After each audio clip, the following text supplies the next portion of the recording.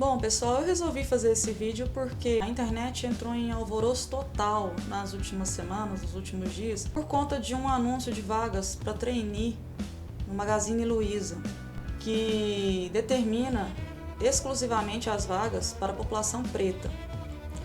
E a partir desse momento surgiram inúmeras manifestações contestando esse anúncio do Magazine Luiza, porque esse anúncio promovia o preconceito, porque esse anúncio promovia a discriminação. Algumas pessoas ameaçaram entrar com ação. Muita gente citou que aquilo era uma espécie de racismo reverso e por aí vai. Foram muitos argumentos no sentido de descredibilizar a atitude da empresa. E aí eu resolvi selecionar os principais argumentos, que na verdade são dois. É que você pode criar dois guarda-chuvas, né? E incluir os demais ali como subespécie. Mas são dois argumentos fundamentais. O primeiro de que é racismo reverso e o segundo de que aquilo fere o princípio da igualdade na Constituição. Sobre racismo reverso, eu vou deixar que a Bruna explique para vocês. Sobre a questão da igualdade na Constituição, eu vou falar um pouco sobre isso no final. Mas por enquanto, fiquem com a Bruna. Oi, meu nome é Bruna, eu faço mestrado na UF, trabalho com as relações étnico-raciais e a representação dos negros e indígenas no livro didático. E hoje eu estou aqui para falar com vocês sobre a questão do racismo reverso. Será que ele existe mesmo?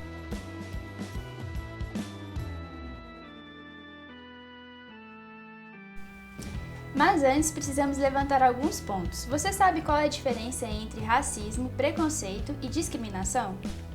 Para começo de conversa, vamos falar sobre o preconceito. O preconceito é uma ideia pré-estabelecida sobre algo ou alguém. Um bom exemplo que a gente tem para falar sobre isso é a questão dos casais homoafetivos e como a sociedade os enxerga com uma incapacidade de, por exemplo, estabelecer uma família e praticar todos os cuidados parentais com seus filhos. Bom, e o racismo, o que seria? O racismo é uma ideia de dominância de um grupo sobre o outro. A gente pode colocar aqui um exemplo que acontece muito com a questão das religiões de matriz africana, né? Então, por exemplo, a perseguição que essas religiões sofrem em relação a outras religiões que são consideradas como dominantes no nosso país. E por fim, a discriminação é a execução prática desses dois elementos, ou do racismo, ou do preconceito, ou os dois unidos. Por exemplo, quando a gente citou o racismo, a gente pensou numa ideia de dominação. Quando a gente pensa nessa ideia de dominação na prática, a gente está falando sobre discriminação. Um exemplo disso, uma religião se acha dominante a outras religiões e por isso se sentem no direito de atear fogo em um terreiro de Umbanda. Pôr fogo no terreiro de Umbanda é a prática ou exercício do racismo, o qual a gente chama de discriminação.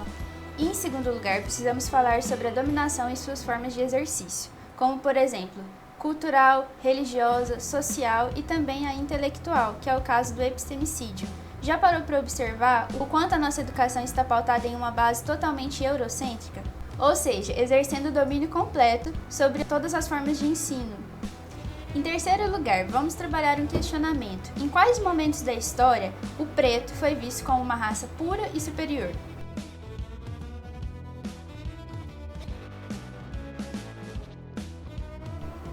Vem cá, pensa aqui comigo.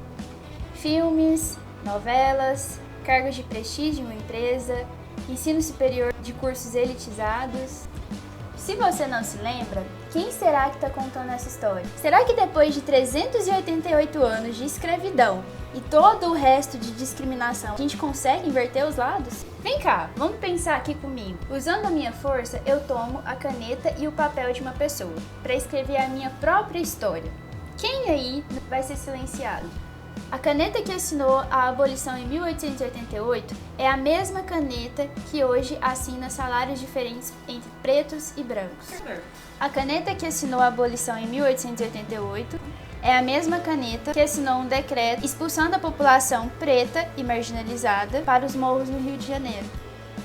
A caneta que assinou a abolição em 1888 é a mesma caneta que impediu o acesso dos negros à educação.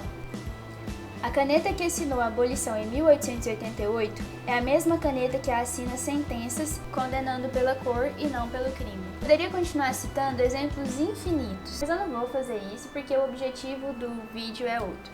Preste atenção, Me acompanha. Se tudo que eu te disse tivesse o protagonismo do preto, talvez poderíamos começar a conversar sobre racismo reverso. Mas enquanto isso é apenas um exercício retórico, a expressão racismo reverso simplesmente não existe.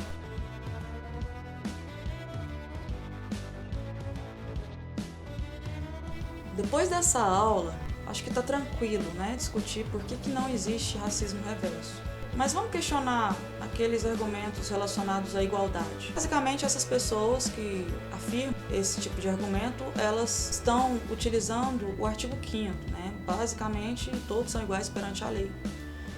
Mas a Constituição, ela não é feita só do artigo 5º, né? Tem vários outros artigos que traduzem a isonomia ou a igualdade material. Seria basicamente uma tentativa de equilibrar, de trazer equidade para alguns grupos sociais, para alguns grupos étnicos no Brasil.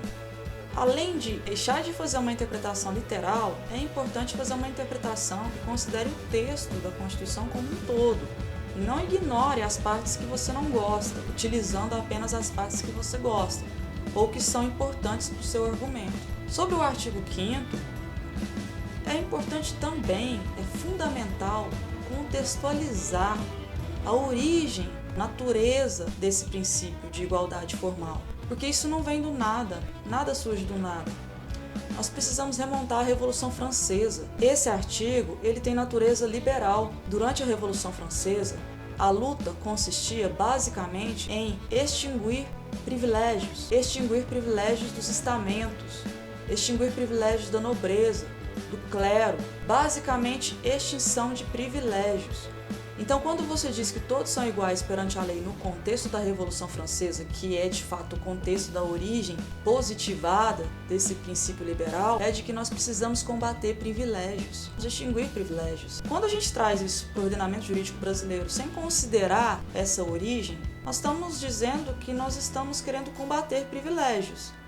Mas quem são as pessoas privilegiadas no Brasil?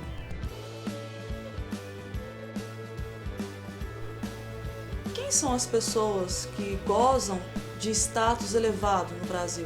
Status social, status financeiro. Eu não acho que quando as pessoas utilizam esse artigo para tentar combater uma política de promoção de isonomia, essas pessoas estão considerando a interpretação histórico-teleológica desse artigo. Estão considerando apenas a interpretação literal, porque é a que mais agrada, é a que mais suporta o argumento. Então, basicamente, além de contextualizar o artigo 5º e a noção liberal da igualdade formal, também é importante continuar a leitura pela Constituição, caminhar pelos outros artigos que falam sobre igualdade material, que falam sobre equidade, isonomia. Vocês já devem ter ouvido uma frase típica, veio com Aristóteles: é preciso tratar os iguais de maneira igual, os desiguais de maneira desigual, na medida das suas desigualdades. É disso que a gente está falando. É a partir dessa interpretação que vamos desconstruir noções de senso comum, certas noções que não são fundamentadas, certas noções sem lastro, certas noções utilizadas exclusivamente para promover o discurso de ódio, para promover os seus próprios interesses. A partir disso a gente passa a questionar tudo. A partir disso a gente passa a questionar tudo. Mas não questionar por questionar. Questionar por um fundamento, questionar por um princípio, por uma base. Quando a gente alcança esse ponto, aí a gente entende, de fato, que racismo reverso não existe. E pela última vez, racismo reverso não existe.